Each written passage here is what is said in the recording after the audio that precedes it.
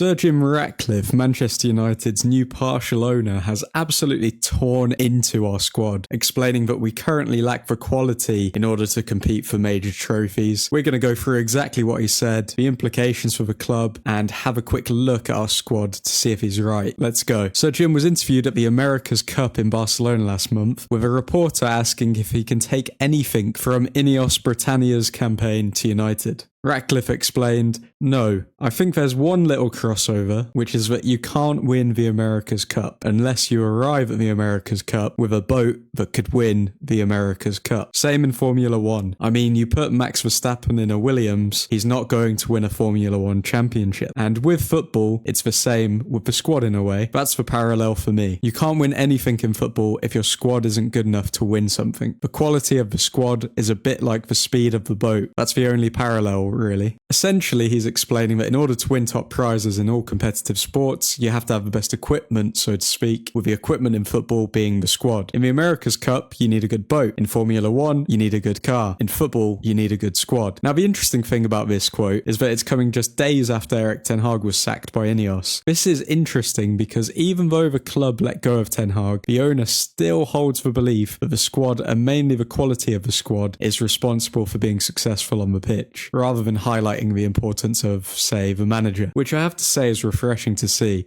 We all know the Glazers, when they were managing football operations, would have never said the squad is the main reason for success publicly, so they could get away with spending the least amount of money possible, as seen in Jose Mourinho's third summer with the club, where we only signed Delot, Fred and Lee Grant, coming to a total of €82.7 million, or Ole's second summer with the club, where we only signed Van der Beek, Pellistri, Tellez and Cavani on a free, coming to a total of €62.65 million. When you compare that to Ten Hag's third season, the first summer Ineos were in charge of football operations, where we signed Zirkzee, Yoro, Mazraoui, De Ligt and Ugarte, coming to a total of €214.5 million.